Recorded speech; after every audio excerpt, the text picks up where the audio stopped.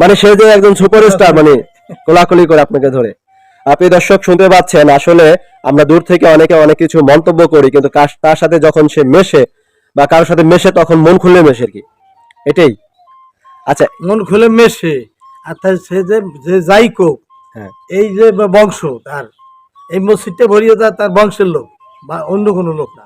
হ্যাঁ, এই যে বেরি 30 বছর, ওর তাওই 30 বছর চেয়ারম্যান করছে, ওর তাওই দাদা। আচ্ছা, শাকিব খান তো মূলত মনে করেন শেখ বংশ, ঠিক না? শেখ বংশ, মাসুদ শেখ, সেই মাসুদ শেখ থেকে নায়ক শাকিব খান হয়েছে, মানে সুপারস্টার। আচ্ছা আচ্ছা, মূলত তারা হচ্ছে শেখ বংশের, আমরা তাকে মাসুদকেই ডাকতাম। আচ্ছা, মাসুদ হিসেবে পরিচিত।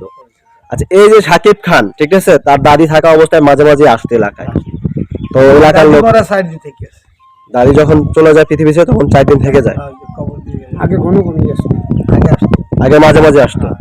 আচ্ছা, তারপরে শাকিব খানের আপনার চিন্তা ভাবনা এবং তাদের চিন্তা ভাবনা যে সামনে এলাকায় সে কিছু করবে, তা একেবারে সহজ সরল মানুষ হিসেবে যে সাদা মাটা শাকিব খানের যে আপন ফুফা, তার কাছ থেকে কিছু কথা শুনলাম শাকিব খান সম্বন্ধে। প্রিয় দর্শক, আপনারা যে শাকিব খান সম্বন্ধে অনেকে অনেক কিছু শুনেছেন। আচ্ছা আঙ্কেল, আপনার কাছে আর একটা জিনিস জানতে চাই। এই যে আমাদের শাকিব খান তো দুটো বিয়ে করেছে, একজন হচ্ছে অপু বিশ্বাস নায়িকা, আর একজন হচ্ছে বুবলি। তো এখানে আপনি একটু বলেন আপনার মনের অনুভূতিটা একটু ব্যক্তিগত ভাবে জানতে চাচ্ছি। ব্যক্তিগত বিষয়ে কি ভুল তো সবারই আছে। এই যে একবার আমরা দেখছি পরে তার প্রশ্ন করছে, তুমি তার ছেলে আছে, সে তার বউ আছে, তুমি বিয়ে বসলাকে, মানে এটা বুবলিকে বলছে? বুবলিকে বলছে। আচ্ছা, এই কথা তো সে ঠিকই আছে। আচ্ছা আচ্ছা, তো এই যে যে শাকিব খান কে যে অপু বিশ্বাস বিয়ে করেছে, সে তো একজন অন্য ধর্মের। তারপরে শাকিব খানকে বিয়ে করার পরে সে কিন্তু আবার তার ধর্ম চেঞ্জ করে ফেলছে, এই অনুভূতিটা আপনি একটু বলেন, একজন মুসলমান হয়ে আপনি বলেন।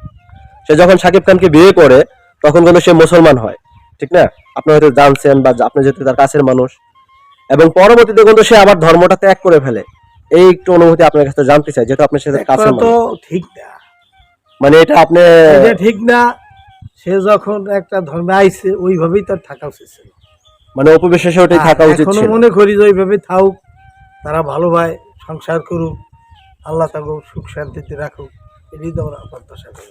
আচ্ছা, আপনি চাচ্ছেন কাকে, মানে অপবিশ্বাসকে আপন করে নেবে নাকি না, বুবলিকে?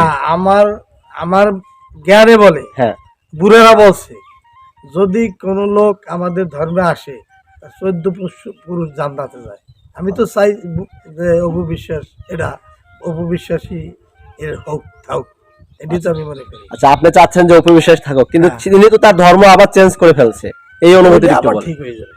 আচ্ছা, সে যদি আবার শাকিব খানের কাছে ফিরে আসে, হ্যাঁ। তার মানে আবার সে ইসলাম ধর্ম গ্রহণ করবে, এটা আপনাদের প্রত্যাশা? প্রিয় দর্শক, আমরা কিন্তু শাকিব খানের একেবারে কাছের মানুষ, যে তার আপন ফুফা যান, ঠিক তার কাছ থেকে আমরা শুনেছি তাদের যে চাওয়া পাওয়া বা অনুভূতি সবকিছু। এবং তারপরে সর্বোপরি শাকিব খানের জন্য আপনি কিছু বলেন। এই ভিডিওটা তো যদি শাকিব খান দেখে, আপনি কিছু বলেন, যেহেতু আপনি খুব কাছের মানুষ। সাকিবের উদ্দেশ্য বল, উদ্দেশ্য তো আমার ছেলে।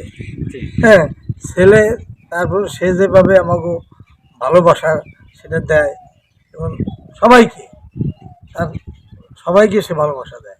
আর আশা করি আল্লাহ তার দীর্ঘজীবী হোক, হ্যাঁ, ভালো থাকুক, এটি আমরা দোয়া করি। আমরা কয়েকদিন আছি, বুঝলেন।